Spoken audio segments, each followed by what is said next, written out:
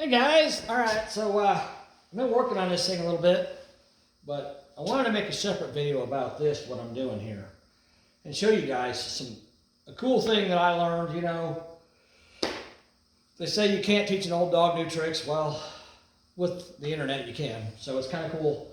I learned something really neat today, and I want to show you guys this because if you're doing this to your vehicle, it's a really handy thing to know, and it's really important to know too.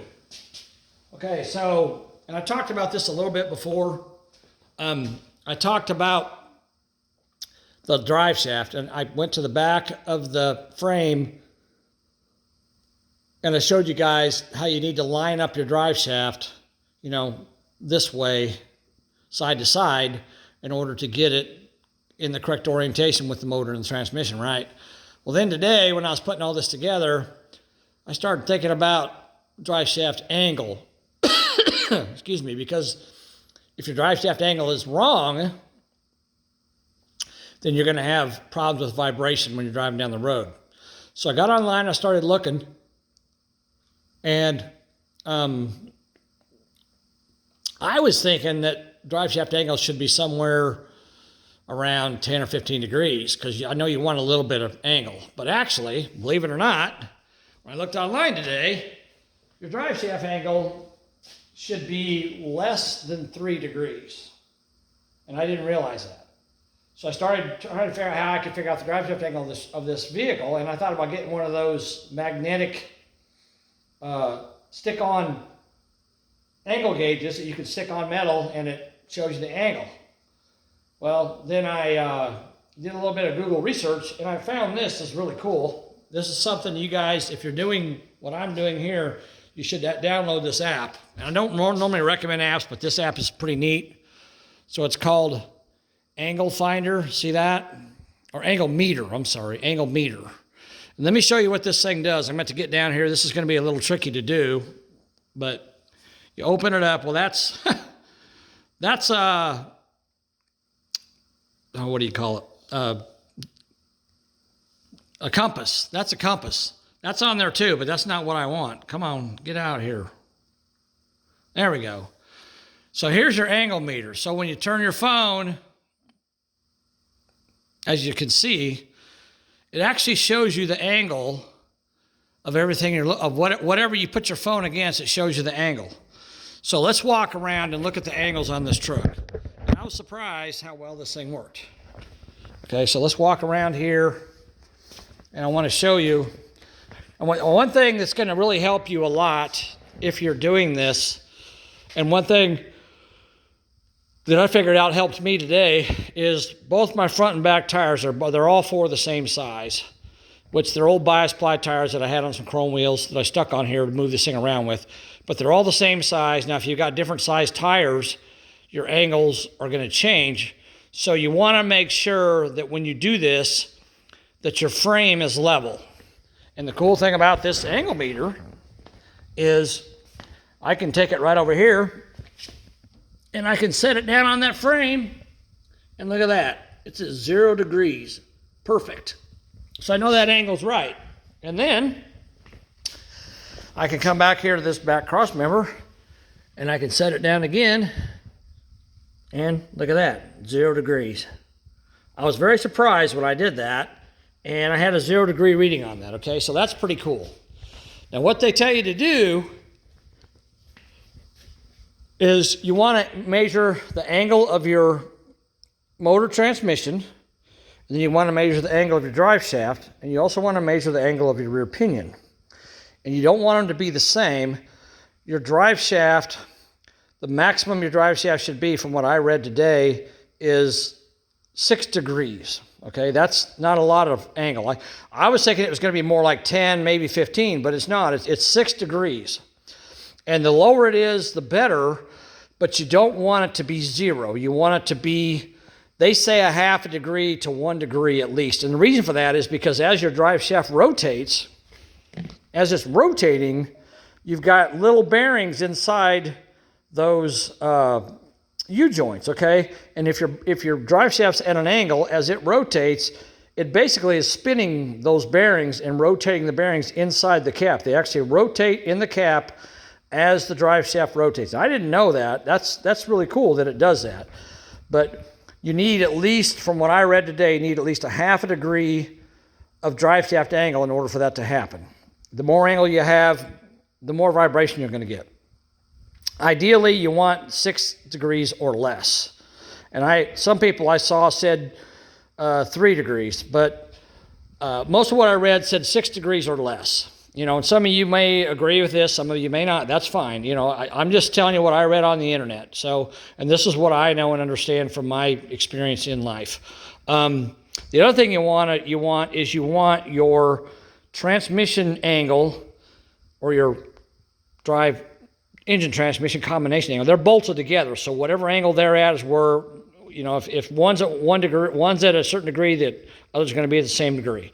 So you want that to be that angle of degree to be the same as the rear axle. It can be opposite, but it can be the same. So in other words, this might be most of the time your engine points downward, so that's probably going to be a downward angle. And as you can see, just looking at this rear axle, I mean, you can tell by looking at it that it's pointing up a little bit. You know, you can probably see it better. See that? So my pinion is angled upward just a little bit, okay? So that angle is an upward angle, and that angle there is a downward angle, which is good. You don't want them both upward, because then your drive shaft would go up, and then it would go up again. Or no, I take that back. It would go up, then it would go, whatever angle it is, then it would go down again. Because if your drive shaft is pointed up, or your transmission, is pointed up, and your rear axle is pointed up, then you're basically going to have a plateau effect like that. You don't want that. You want your drive shaft to be up here, and then angle downward, and then your rear axle to angle upward to catch the drive shaft. So that's something you need to know. All right, now let's take this angle meter. And we know that my frame is at 0, both this way and that way, right? So now we can take our angle meter, and I mess around with this. I was afraid I wasn't going to be able to use Russ D's transmission mount, because I didn't think I was going to get my transmission low enough to get the proper angle. But I messed with it, and I will say this. If you're using his kit, I'll show you this real quick before we look at this. Let me get this phone around here so you can see this. So this is his mount. So there's 2 L brackets. There's one on the top, one on the bottom. So you sandwich those together. Sorry, I'm trying to get so you can see it. Let's zoom out a little bit. Come on. Dadgummit. Zoom out. Hold on. All right.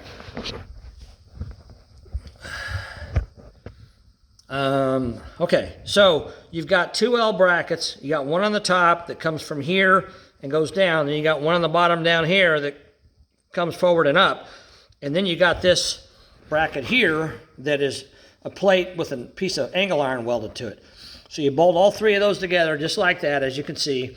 And Russ recommends using either 1-inch square or 1 by 1.5-inch rectangle tube. And I explained in my other videos, if you go to Home Depot or Lowe's, this is just plain old black pipe that you can buy for half the price of square tubing, and it's got twice the wall thickness of square tubing. I think it's a lot stronger. But what I'm going to do is I'm going to weld all this together. Well, I'm not going to weld all of it together because I'm going to leave these bolts in place, so if you ever have to take it out, you can. But I'm going to weld the brackets to the frame, and I'm going to weld the black pipe to the angle iron there, and the black pipe to the transmission mount. But anyhow, what I was saying was I didn't know if I'd be able to use his mount because I was afraid I couldn't get the transmission low enough. But then I started checking, and it was actually okay. So let's look at my angles after I'm done here. All right, so I got to get this. Uh-oh, I think I locked it. All right, there we go.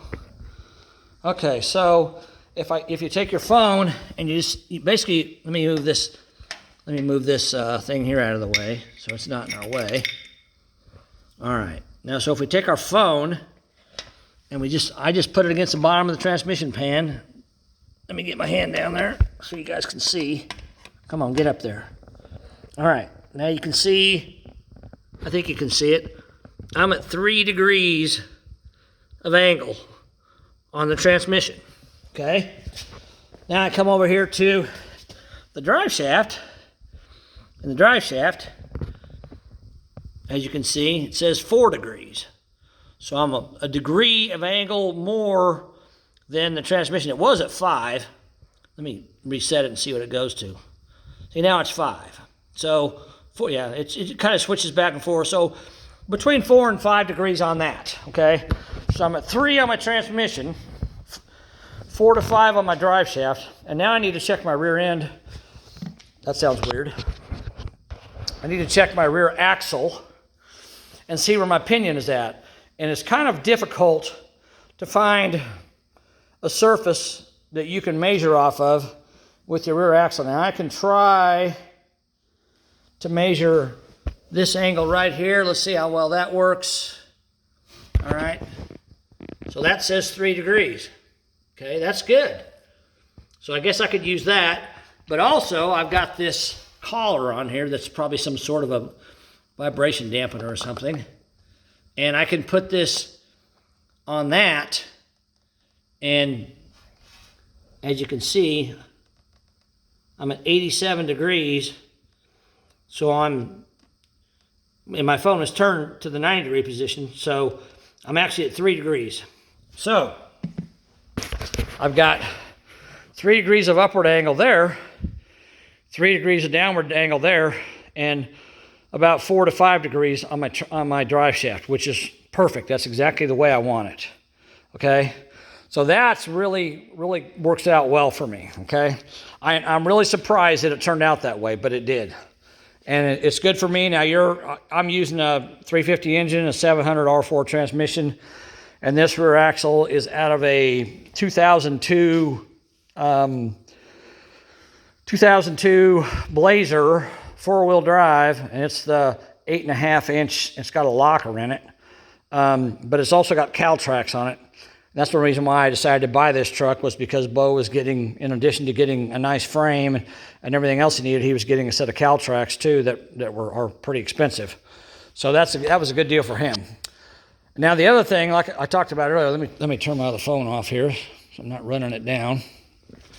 The other thing I talked about here was you want your drive shaft to be in line with your engine, right? So you want your drive shaft in line with your engine. Okay, so here's what I did. Let me get a tape measure. Here's how I figured out where I needed my drive shaft to be. Okay, and I can't do this very well one-handed, so I'm just going to kind of show you what I did. Okay, so I marked, well, first of all, hold on. I just remembered something. Hold on a second. Let me get my phone active again. Once again, I can use this app on my phone, and I can lay it right on top of my pinion. And I'm at 1 degree, but before I was at 0. I probably have moved it a little bit. Oh, there we go. Okay, I probably can't see that. There. Okay, there we go. So putting my phone right on top of that pinion, I moved the truck back and forth, the frame back and forth until I got 0 degrees of pinion angle. Okay, it's kind of flopping back forth between 0 and 1 degree, but it's right at 0 degree angle. Okay, so I know that the pinion's flat across the top, right? Well, then I took a tape measure and I measured across my U-joint strap, and I marked the center of that, okay? And this might be overkill, but I'm just trying to do this the right way, okay? Then I took a plumb bob and I dropped it down until, trying to get this where you can see it. I dropped it until it was right over that, see how it's right over that point like that, right over that mark, okay? And I held it in place, all right? And then I measured from the inside of this frame to the string this way, and then I measured from this side of the inside of the frame over to the string that way, and it was 20 3/8 this way and 19 1/4 this way. So it was about 1 1/8 of a difference between the two, which means that this pinion is 1 1/8 inches off center from center of the frame. So I want to be able to set my drive shaft in the front. At the back of my transmission, I want to set it the same way. So then what I did, and again, this is going to be kind of difficult to show you. So what I did is I took a tape measure and I stuck it against the frame there. Oh, well, first of all, I measured, you can see, I measured the width of my transmission cross member, and I marked the center of it right there, okay? And then I took a ruler or tape measure and I put it against the frame on that side and checked it to my mark. And then I put it against that side and checked it to my mark. And then I moved the transmission back and forth until I got it to where it was 1 1/8 inch further from this side of the frame to that mark than it was from this side of the frame to that mark. So I you know, because right now nothing's welded or solid. You can see all the clamps I got. I got everything clamped together, so it's all solid, okay? Or I'm sorry, it's all movable. So I moved it until I got 1 1/8 of an inch from the inside of this frame to the center more than this side of the frame to the center was, okay? Which is exactly the same as I am back here. And after I did that, you come back here and you look, you can eyeball it, and you can see that drive shaft is, if it's not centered, it's within an 1/8 of an inch. You know, it's very, very, very close to being centered. Now, obviously, I could take, you know, some sort of a laser device or whatever and, you know, get it exact, but I think that's probably close enough. It looks very straight to me. Even if you look down the line, let me zoom in here a little bit. If you look down, you can see there's a line right down the center of the transmission, the seam, and if you line that up, with the drive shaft, you can see that they're virtually, and I could probably take a string, if I wanted to get real picky, I could take a string and tape it to the drive shaft back here in the center, or tape it to my mark where my U-joint clamp is, tape it there, and run it up to that center of that transmission where that ridge is, and it would probably be dead center on that drive shaft, you know. But I don't think I need to do that. I've measured and remeasured several times before I made this video because I didn't want to make a fool out of myself. So I'm 99.99% sure that this thing is straight and my angles are good. This app is awesome. I was looking around for one of those magnetic meters. I thought I was going to have to go buy one, but man, this thing here is just, I mean, you can turn your phone, you know, obviously there I'm at 180 degrees, but if you turn it this way, it's 0. But if you turn it sideways, it's 90 degrees. And, you know, 90 degrees that way as well. So, you know, it's a really cool and very, very handy tool to have anytime you're doing something like this. And that's why I wanted to make this video separate, because I'm going to come over here a second. All right. That's why I wanted to make this video separate, because it's very important that you not only get your drive shaft centered correctly between your rear axle and your transmission and motor, but you also want to get your drive shaft angle correct so you don't have vibration. So they say if you're less than 6 degrees, your vibrations are non-existent.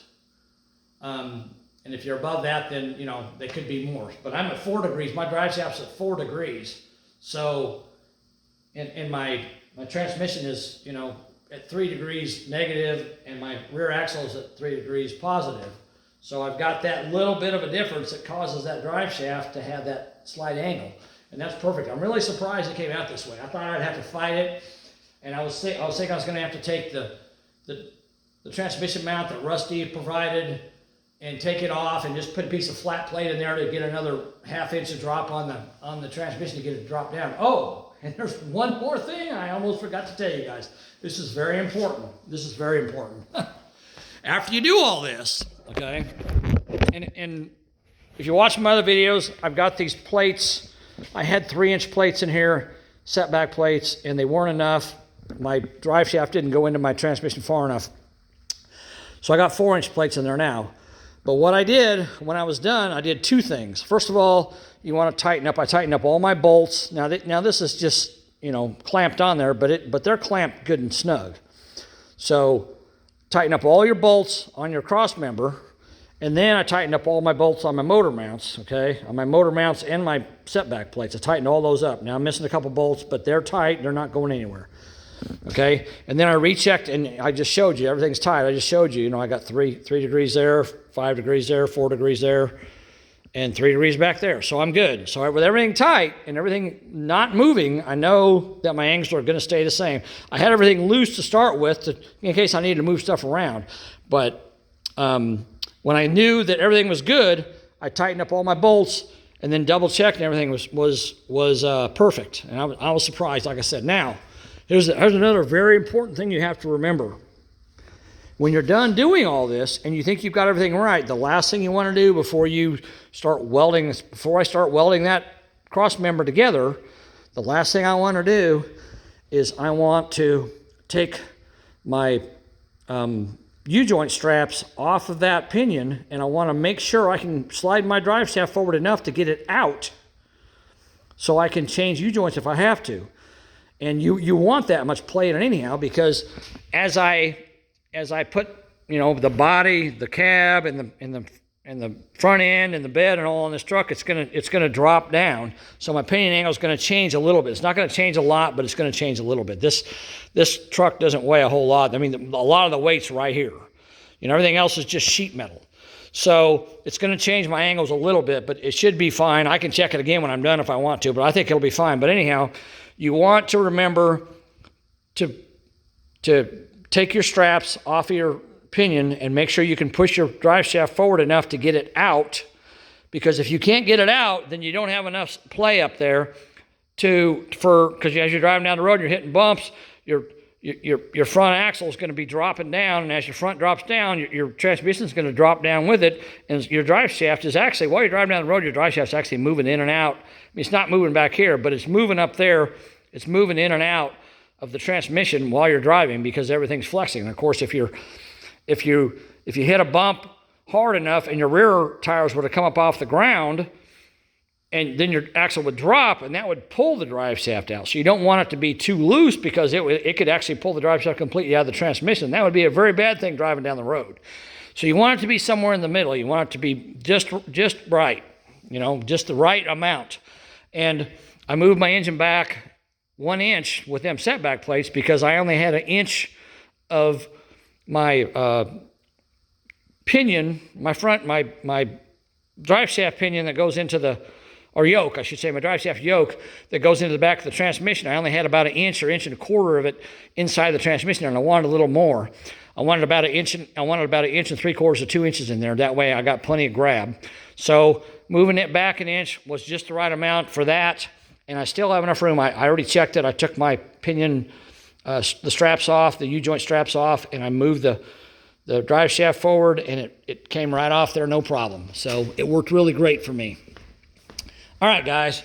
So this is kind of an in-depth little thing here, but I wanted to show you that app, and I wanted to do a separate video to explain this, because this is probably one of the most important videos I've done on this truck. Because if you get this wrong, if you get your drive shaft off center, or you don't get your pinion angle right, or your drive shaft angle right, you're probably going to have problems down the road. You're going to be throwing U-joints at it. You're going to be, tearing stuff up. It's going to be having vibration, making weird noises. So the way this thing's set up now, it should be good to go. I should be fine with it. All right. So anyhow, I just wanted to show that to you real quick. And, if you're doing this, download that app. You can actually just use your phone as an angle finder. It's really cool. So, all right, guys, I appreciate you watching. I'm going to go ahead and get back to doing this and getting it done. So thanks for watching, and stay tuned. We're going to keep making more videos on this truck. All right. Talk to you later. Bye.